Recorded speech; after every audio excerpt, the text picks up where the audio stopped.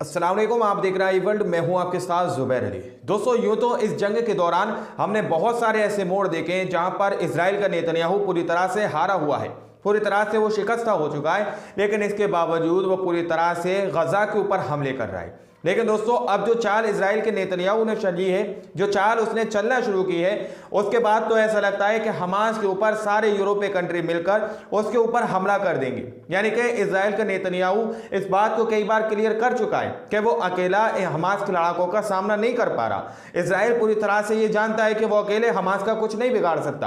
तो अब इजराइल के नेतन्याहू ने एक नई चाल चलने की कोशिश की है। उसने एक नई चाल चलना शुरू कर दी है। जिस तरह की बयानबाजी उसकी तरफ से दोस्तों अब निकल के आने लगी है, उससे पूरी तरह से आशंका लगाई जा सकती है कि इजराइल का नेतन्याहू पूरी तरह से शिकस्ता हो चुका है और अब वो दूसरे कंट्रियों के सामने हाथ ना फैलाते हुए भी हाथ फैलाने जैसी बातें करता हुआ नजर आ रहा है। दरअसल उसने हमास के लिए जो बात कही है और उसने सारे यूरोपीय कंट्री को एक साथ लाने की जिस तरह की बात कही है, उससे तो यही माना जाएगा कि इजराइल का नेतन्याहू पूरी तरह से हार चुका है। अब मैं आप लोगों के सामने एक रिपोर्ट रख रहा हूं कि इजराइल के नेतन्याहू ने क्या बात कही है और हमास के लिए किस तरह से सारी यूरोपीय कंट्री को एक संग लाने की कोशिश कर रहा है। यानी कि हमास के खिलाफ सारी यूरोपीय कंट्रियों को भड़काने की कोशिश इजराइल का नेतन्याहू कर रहा है। शुरू से ही इन लोगों की ये चाल रही है इजराइल की और अमेरिका की कि ये जंग जो है हौले हौले करके दूसरे देशों के अंदर भी भड़क जाए, दूसरे देश भी मिलकर इस जंग में इजराइल और अमेरिका का साथ दें। इस तरह की कोशिश इन दोनों की शुरू से ही रही है दोस्तों।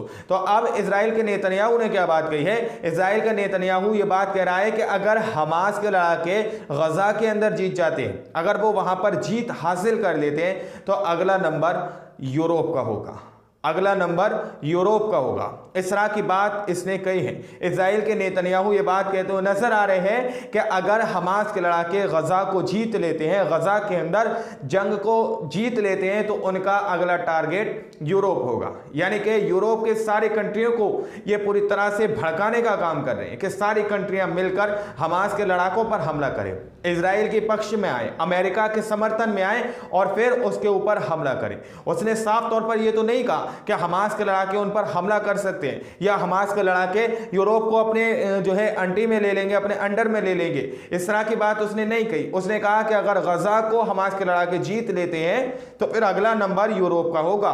भाई समझ लो, पहले ही हम तुम्हें आगाह कर रहे हैं। इस तरह से उसने भड़काना शुरू कर दिया है, क्योंकि इस बात को तो पूरी तरह से स्पष्ट किया जा चुका है कि इजराइल का नेतन्याहू अकेले हमास के लड़ाकों के सामने नहीं टिक पा रहा है, वो उनका जवाब नहीं दे पा रहा है, वो बेकसूरों पर हमले कर रहा है, उनके घरों को पूरी तरह से उसने तबाह बर्बाद कर दिया दोस्तों। लेकिन दोस्तों, एक बड़ा झटका जो है इजराइल को लगा है, अमेरिका को भी एक बड़ा झटका लगा है। वो बड़ा झटका रूस की तरफ से लगा है। दरअसल जो है ईरान, यमन और हमास, यानी कि ये सारे जो देश हैं, जो फिलिस्तीन है, ये जो सारे देश हैं, ये रूस के मित्र हैं। चाइना से भी ये मित्र है, चाइना के भी ये दोस्त हैं। ये दोनों, चाइना और रूस, इन लोगों ने साफ तौर पर फिलिस्तीन का समर्थन किया। ईरान के संग इनके राजनीतिक संबंध अभी तक बरकरार है।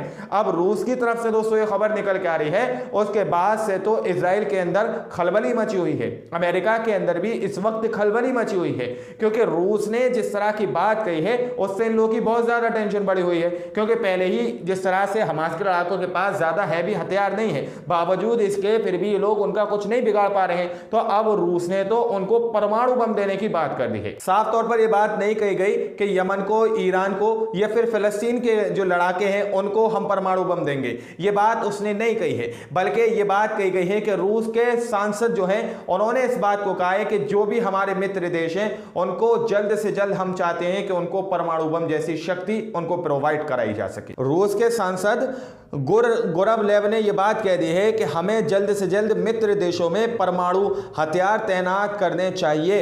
इस तरह की बात किसकी तरफ से कही जा रही है? रूस की तरफ से। अपने मित्र देशों के अंदर वो ये चाहते हैं कि परमाणु हथियार जितने भी हैं उनको तैनात कर दिया जाए, यानी कि हमारे मित्र देशों की हम रक्षा करें। तो दोस्तों, हो सकता है कि बहुत जल्द ईरान, यमन और फिलिस्तीन के अंदर परमाणु जैसी शक्ति अवेलेबल करा दी जाए, वहां पर प्रोवाइड करा दी जाए। तो इसके बाद से बहुत ज्यादा चिंता इजराइल और अमेरिका के अंदर दोस्तों बढ़ सकती है। वहीं पर दोस्तों दूसरी तरफ साफ तौर पर अमेरिका भी इस वक्त डरा और सहमा हुआ नजर आ रहा है। जिस तरह से ईरान ने जो हमले किए, इस तरह का एलिगेशन अमेरिका की तरफ से लगाया जा रहा है कि जॉर्डन के अंदर ईरान ने उसके बेस पर हमले किए हैं।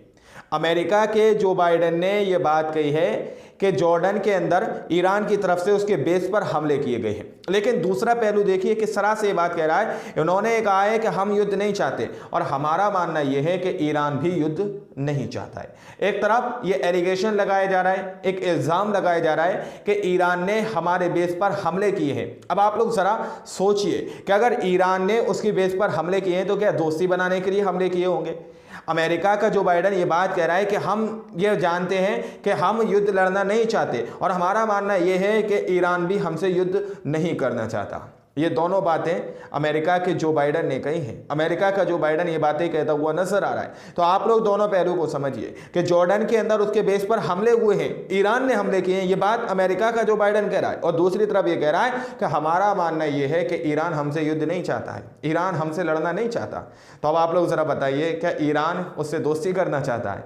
क्या ईरान उससे हाथ मिलाना चाहता है? अगर ये एलिगेशन जो लगा रहा है कि अगर ईरान ने बेस पर हमले किए हैं, तो ये तीन बड़ी खबरें ऐसी थीं जो आप लोगों को समझना चाहिए। बहुत सारी तस्वीरें, बहुत सारी वीडियोस गज़ा के अंदर की लोग वायरल कर रहे हैं, मुसलमानों के अंदर मायूसी पैदा करना चाहते हैं, क्योंकि इस वक्त जो है इजराइल जो है गज़ा के ऊपर बमबारी तो कर रहा है, उसमें रिहायशी लोगों को ज़्यादा परेशान कर रहा है, उसमें रिहायशी इलाकों को पूरी तरह से तहस-नहस कर दिया गया है। लेकिन हमास का ये आज भी कुछ नहीं बिगाड़ पाए हैं। हमास से तो ये सीज़ फायर चाहते थे, हमास से 4 महीने का युद्ध विराम चाहते थे। हमास ने इनके प्रस्ताव को दोस्तों पूरी तरह से जो है झुटला दिया, पूरी तरह से उसको नकार दिया कि अब युद्ध विराम अगर होगा तो वो पूरी तरह से परमानेंट होगा। तो ये 3 बड़ी खबरें हैं जो आप लोगों को गोदी मीडिया नहीं बता रहा है। बाकी आप लोग क्या सोचते हैं अपनी राय कमेंट सेक्शन में हमें ज़रूर दीजिएगा। मिलते हैं अगली वीडियो में, जब तक के लिए अपना ख्याल रखिएगा।